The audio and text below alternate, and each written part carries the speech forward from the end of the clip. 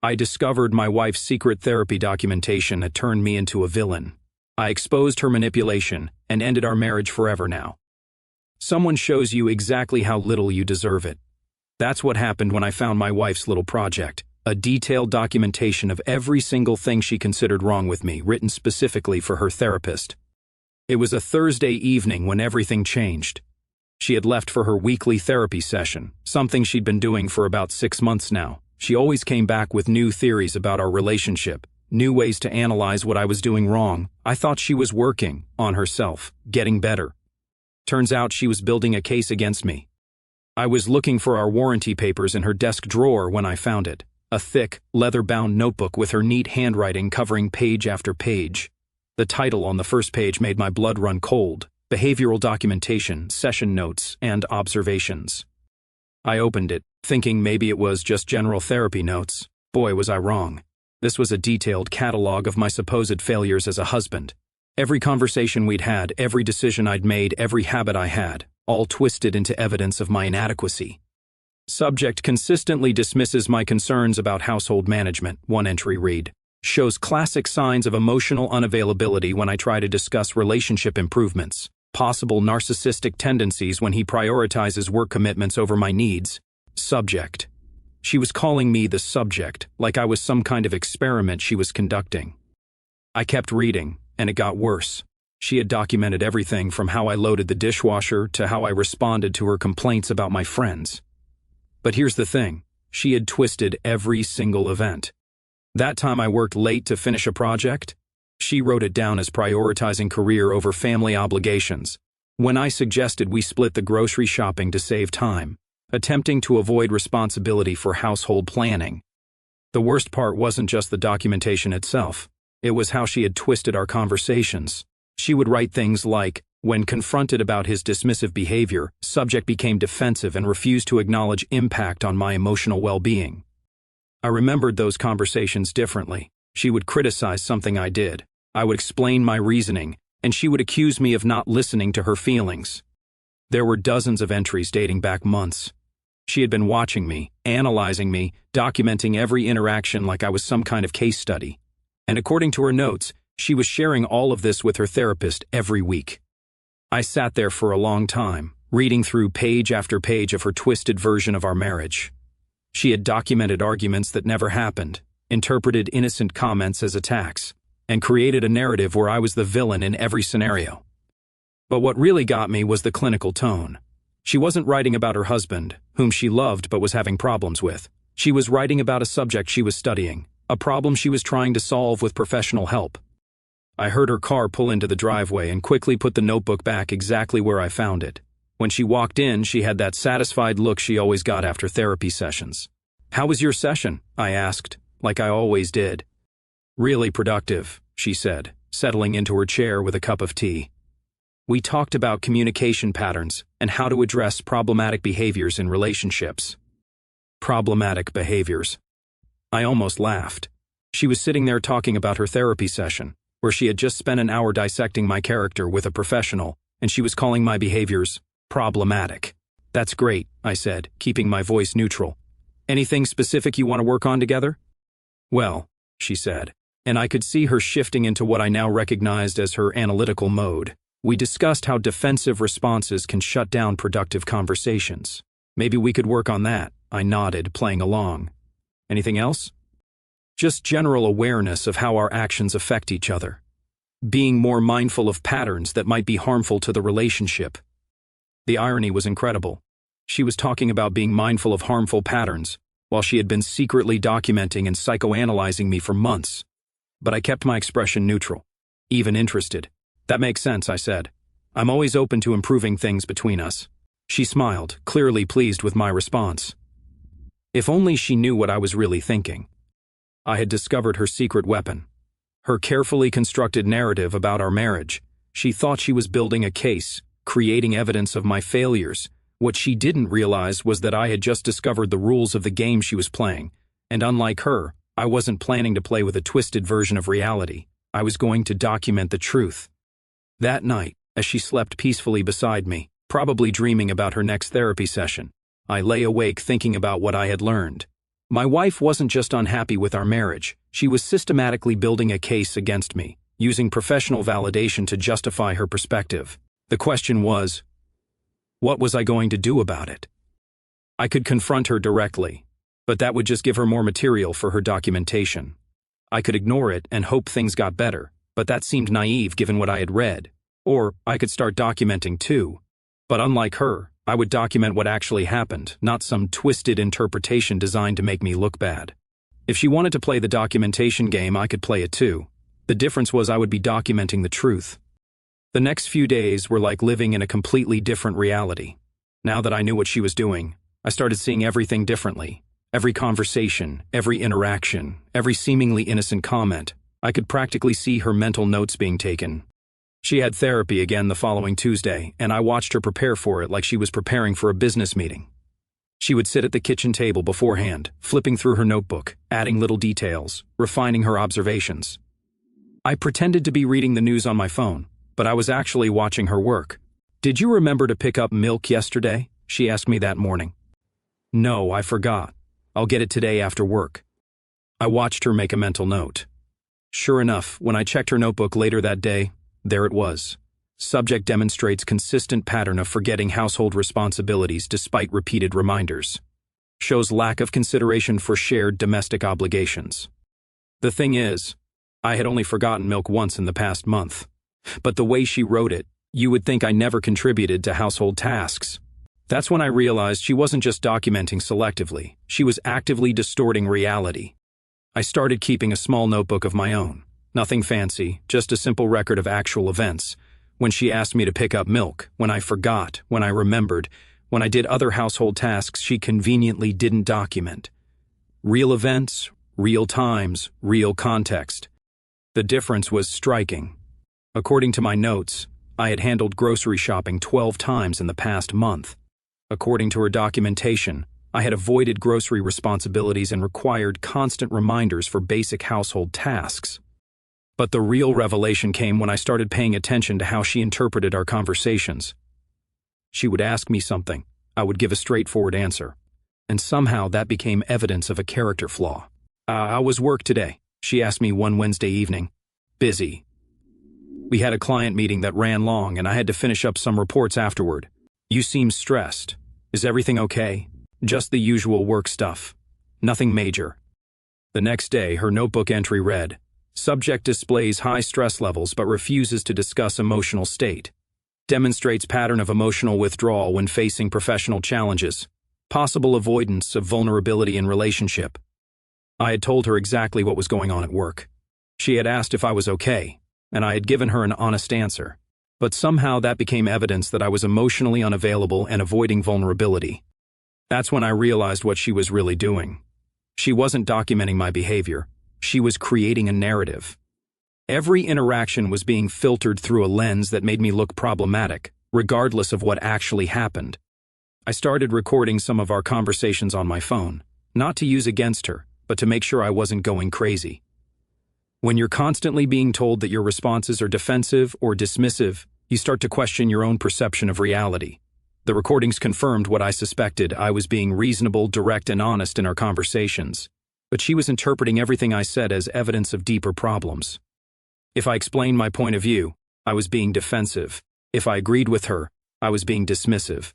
If I asked questions, I was challenging her feelings. She had created a system where I couldn't win.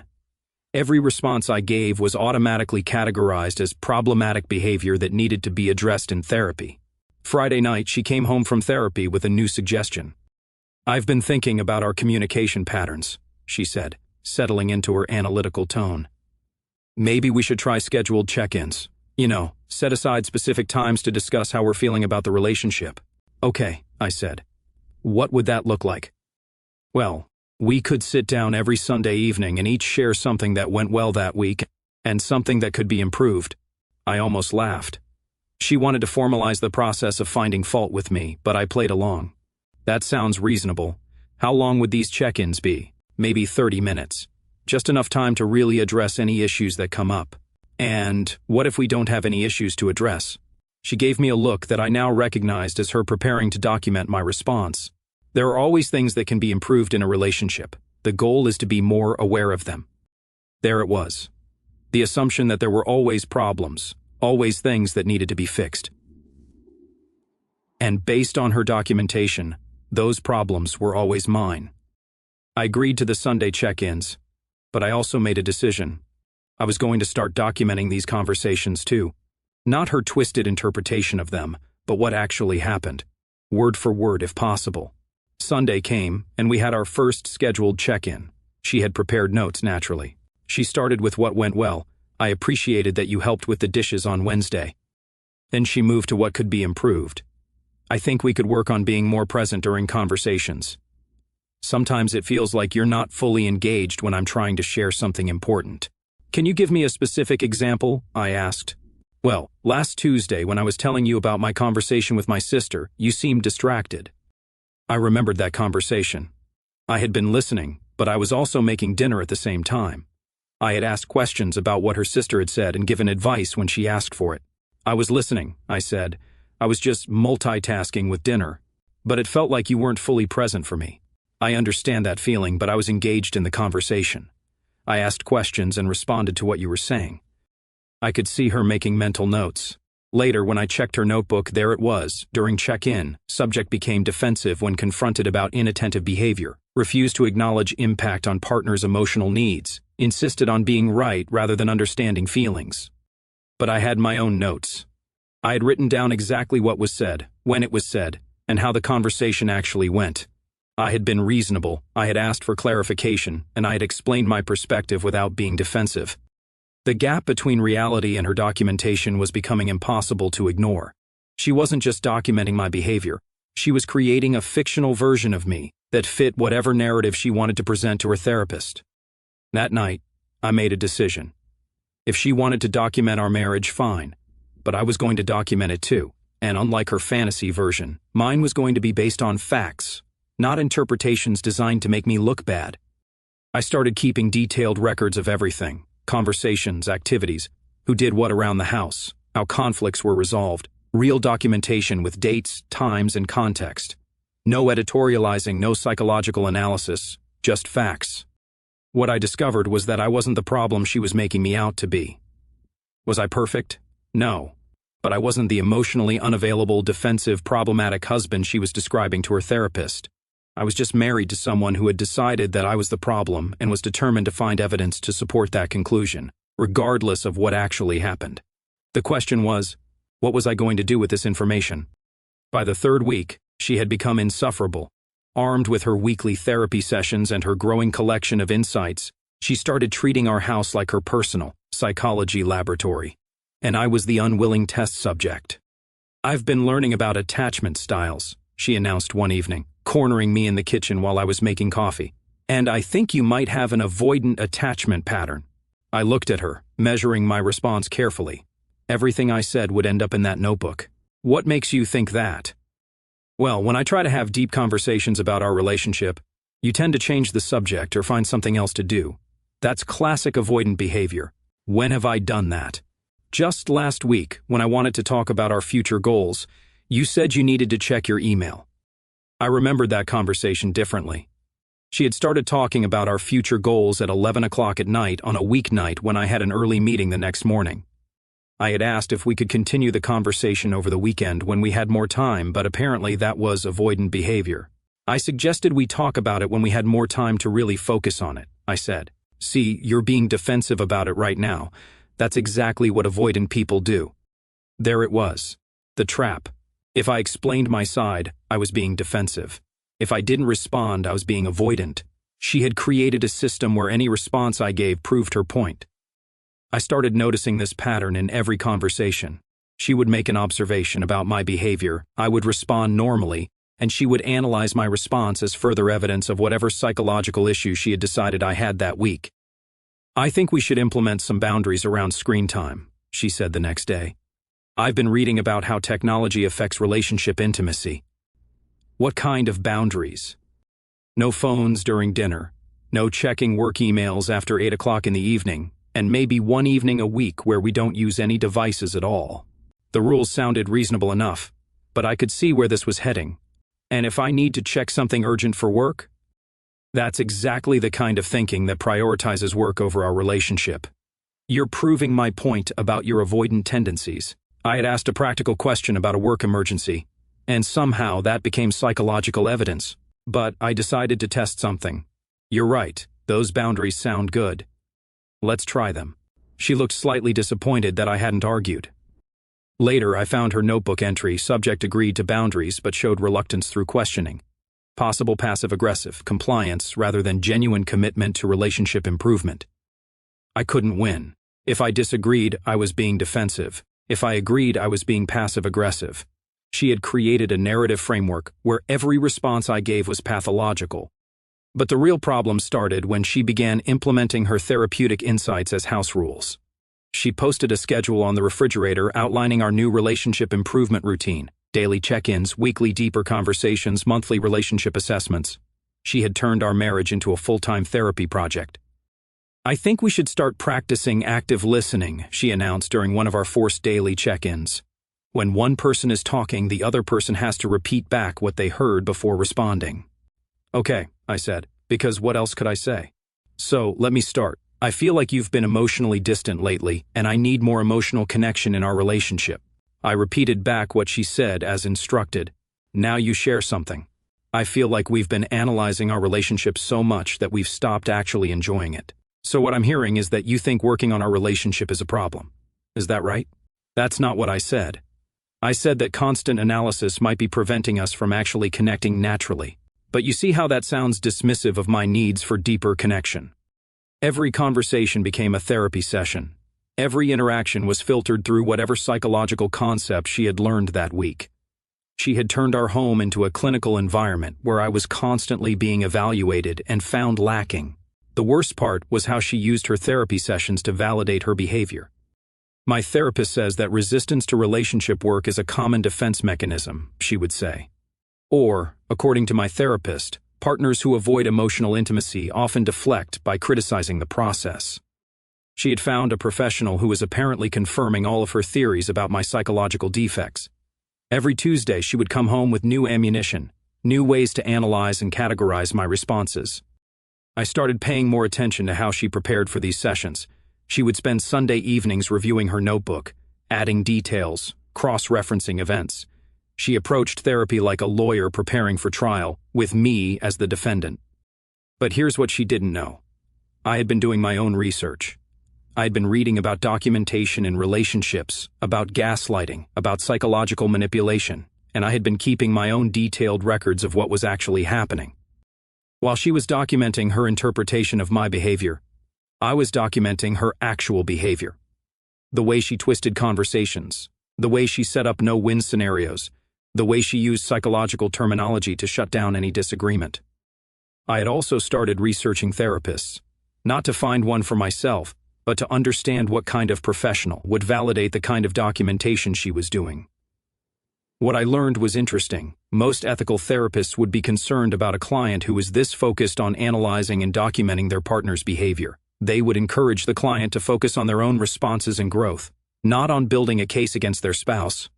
But some therapists, especially those who weren't very experienced or who had their own biases, might inadvertently encourage this kind of behavior by validating the client's perspective without challenging it. I started wondering what exactly she was telling her therapist. Was she presenting a balanced view of our relationship, or was she presenting the same twisted narrative that was in her notebook? The breaking point came when she announced her latest insight from therapy.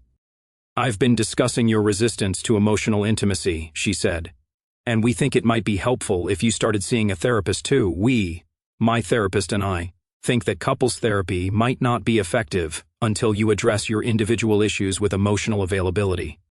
So now her therapist was making recommendations about my mental health based on her client's biased documentation. This wasn't therapy anymore. This was strategic planning. "What kind of individual issues?" I asked. "Your defensive responses, your avoidant behavior, your resistance to relationship work.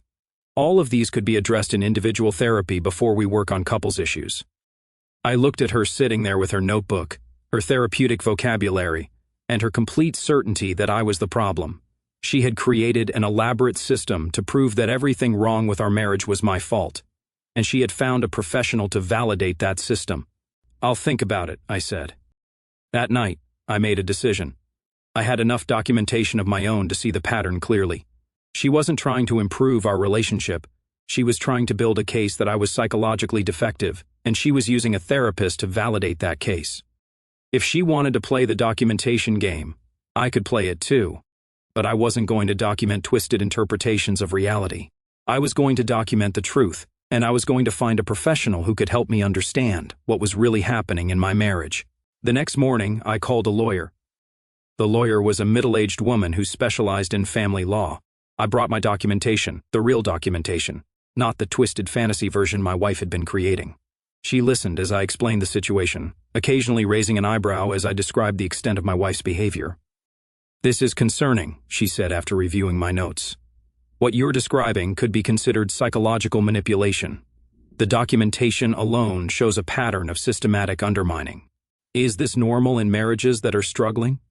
Struggling couples argue. They disagree. They have problems. They don't typically conduct covert psychological evaluations of each other.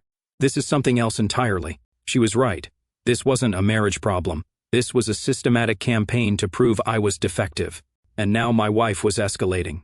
I came home that evening to find her waiting for me with a serious expression. "We need to talk," she said, patting the couch beside her. "About what?" "I've been thinking about our conversation yesterday, about you getting individual therapy. I think it's really important that you follow through on that. You said you would think about it, but thinking about it isn't the same as doing it. And honestly, your reluctance to get help is part of the problem."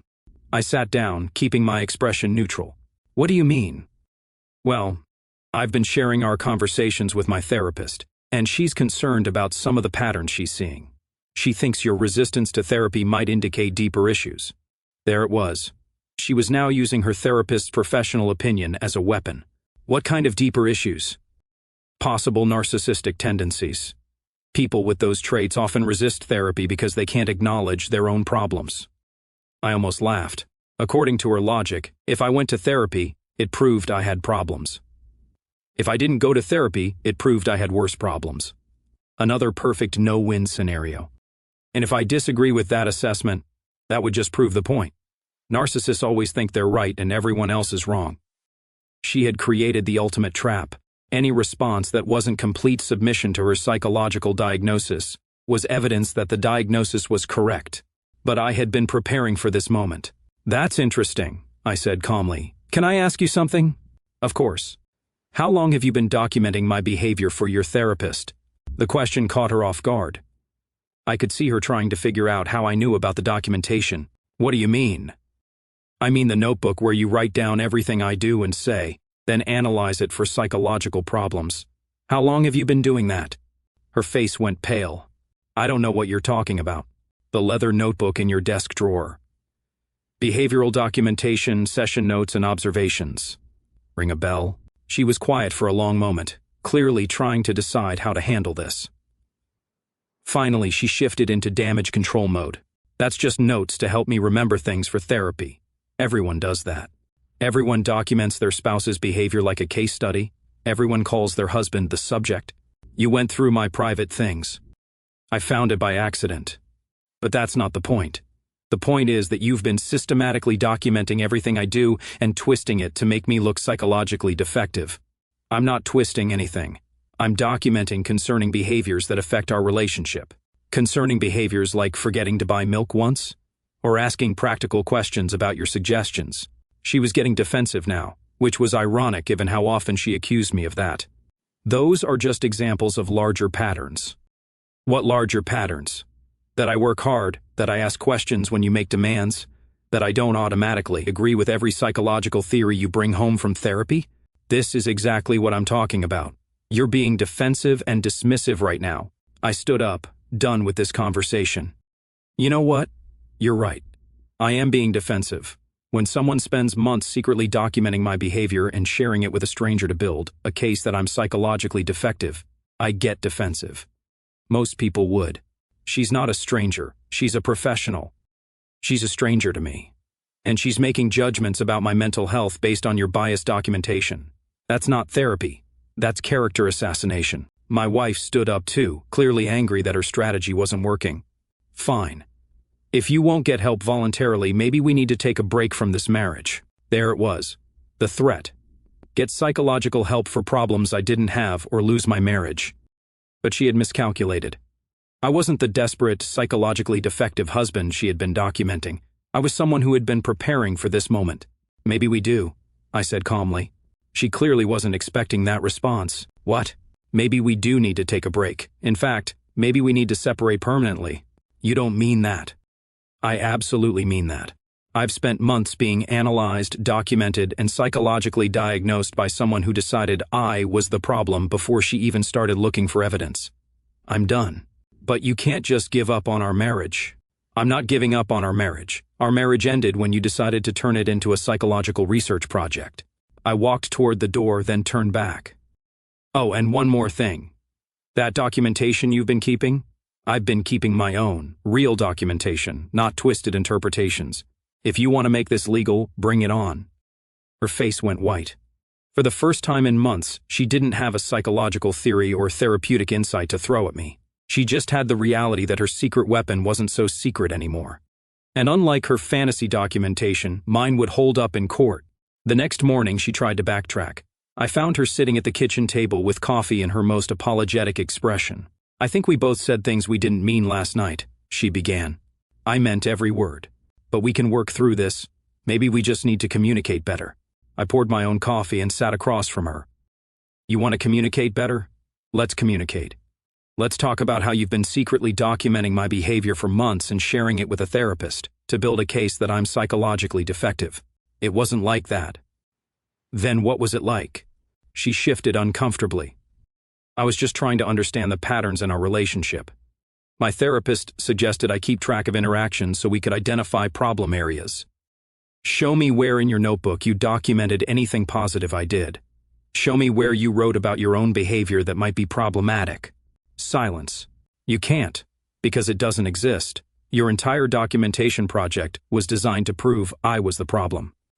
That's not true. I walked to my office and returned with my own notebook. This is my documentation. Want to see the difference? I opened it to a random page and read, Tuesday, March 15th. She asked me to pick up her prescription. I stopped by the pharmacy after work and brought it home. She thanked me but didn't write this down anywhere. I flipped to another page. Thursday, March 17th. During dinner, she criticized how I loaded the dishwasher. I explained my method but didn't argue. She wrote in her notebook that I was defensive about household criticism but didn't mention that I actually reloaded it the way she preferred. Her face was getting paler with each entry I read. Friday, March 18th. She came home upset about a work situation. I listened for 30 minutes and offered support. No mention of this in her therapeutic documentation, but she did write about how I seemed distracted when I asked one clarifying question. I closed the notebook. Want me to keep going? I have 3 months of this. You were spying on me. I was documenting reality. You know, the thing you were supposed to be doing. She tried a different approach. Look, maybe we both made mistakes.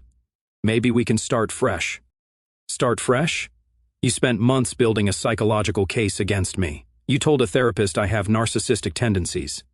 You threatened to leave me if I didn't get therapy for problems you invented. And now you want to start fresh? People can change. You're right. I have changed.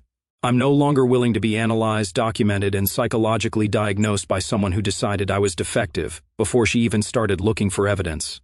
She was quiet for a moment, then tried her last card. What about counseling? Real couples counseling, not individual therapy. With what counselor? The one you've been sharing your biased documentation with for months? The one who already thinks I have psychological problems based on your twisted version of our marriage? We could find a different one. No. The finality in my voice seemed to hit her. You're really going to throw away our entire marriage over this? I'm not throwing anything away. You destroyed our marriage when you decided to turn me into a psychological case study instead of treating me like your husband. But we could fix this. I looked at her sitting there, still trying to manipulate the situation, still trying to find an angle that would let her maintain control. You know what the real problem is? Even now, you're not apologizing for what you did. You're trying to figure out how to manage the situation. I am apologizing. No, you're not. You're doing damage control. A real apology would acknowledge that you spent months systematically undermining my character and sharing intimate details. of our marriage with a stranger to build a case against me. She opened her mouth to respond, but I held up my hand. I called a lawyer yesterday. The words hit her like a physical blow. You what? I called a family lawyer, showed her your documentation and mine. Want to know what she said? She didn't answer. She said what you did could be considered psychological manipulation. She said keeping secret documentation on a spouse for the purpose of building a case against them is concerning behavior. She said most judges would find your notebook very interesting in a divorce proceeding. You can't be serious about divorce. Watch me. For the first time in months, she had no psychological theory to fall back on. No therapeutic insight, no professional validation. Just the reality that her systematic campaign to prove I was defective had backfired spectacularly. I could show the therapist your documentation too, she said weakly. Go ahead. Show her how you twisted every interaction to make me look bad, and then show her my documentation of what actually happened. Let's see which version holds up to professional scrutiny. She was beaten, and she knew it. The weapon she had spent months crafting had turned into evidence against her. So what happens now? She asked. Now you get to experience what it's like to have someone document your behavior and share it with a professional. Except in my case, that professional is a lawyer, and the documentation is accurate. I stood up to leave for work. Oh, and cancel your therapy session this week. You're going to need that money for your own lawyer. 2 weeks later, she was singing a completely different tune. Her lawyer had reviewed both sets of documentation and delivered some harsh truths about her position. Apparently, systematically documenting your spouse's behavior for psychological ammunition doesn't look good in family court. Can we talk? She asked when I came home from work. She was sitting at the same kitchen table where she used to plan her therapy sessions, but this time she looked defeated. About what? About maybe working this out without lawyers. I sat down, curious to see where this was going. What changed your mind about divorce? My attorney said that my documentation could be seen as evidence of psychological manipulation. She said judges don't like it when one spouse treats the other like a research subject. Interesting. What else did she say? She said your documentation shows a pattern of you being reasonable and me being controlling. The word hung in the air.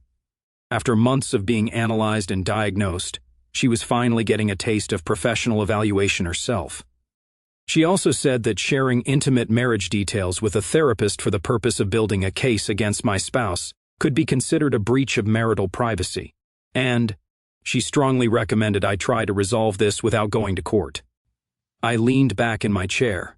So now that a professional has looked at the actual facts instead of your twisted version, suddenly you wanted to work things out? It wasn't twisted. I was just trying to understand our relationship problems. By secretly documenting everything I did and sharing it with a stranger to prove I was psychologically defective. That's not understanding relationship problems. That's building a case. She was quiet for a moment. Maybe I got carried away with the therapy. Maybe you turned our marriage into a psychological research project. You documented everything I did wrong and nothing I did right. You used therapeutic terminology to shut down every conversation. You threatened to leave me if I didn't get therapy for problems you invented. I know it looks bad. It doesn't just look bad, it is bad. And now that your lawyer told you it could backfire in court, suddenly you want to reconcile. That's not the only reason. What's the other reason? Because I realized I might have been wrong about some things. Might have been wrong. Even now, she couldn't fully admit what she had done. Here's what's going to happen, I said. You're going to stop seeing that therapist who validated your psychological campaign against me. You're going to destroy that notebook and never document my behavior again. And you're going to acknowledge that you spent months psychologically manipulating me instead of actually working on our marriage.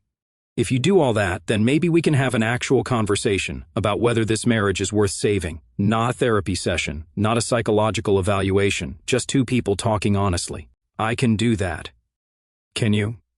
Because for months, every conversation we had was filtered through whatever psychological theory you learned that week. Can you actually talk to me like I'm your husband instead of a case study? She nodded, but I could see her struggling with the concept. Here's your first test, I said. Tell me one thing you did wrong in this situation, not something you might have gotten carried away with, or something that looks bad. Tell me one specific thing you did that was wrong. She thought for a long moment. I documented your behavior without telling you. And I shared private information about our marriage with my therapist. And I twisted some of the events to fit my perspective. Some of the events? Most of the events. And I used therapy as a weapon against you instead of actually working on myself. Finally, a real acknowledgement of what she had done. Now tell me why you did it. Because I thought you were the problem. Why did you think that? She was quiet for a long time. Because it was easier than looking at my own behavior. There it was. The truth she had been avoiding for months with all her psychological theories and therapeutic insights. So what happens now? She asked. Now you get to decide if you want to be married to me or if you want to be married to the psychological case study you created in that notebook. I want to be married to you. Then act like it. Stop analyzing me, stop documenting me, stop trying to fix me. If you have problems with our marriage, talk to me about them directly like an adult, not like a therapist. I can do that. We'll see. The truth is, I wasn't sure our marriage could survive what she had done. Months of systematic psychological manipulation don't just disappear because someone gets legal advice. But I was willing to find out if the woman I married was still in there somewhere, buried under all the therapeutic jargon and amateur psychology. But one thing was certain, I would never again be anyone's research subject. I had documented the truth, and the truth had set me free. Whether she could handle that freedom remained to be seen. The notebook was gone. The therapist was history, and the psychological campaign was over. For the first time in months, I was just a husband talking to his wife, not a subject being analyzed by his evaluator. And if she couldn't handle that, well, I had excellent documentation of exactly what happened.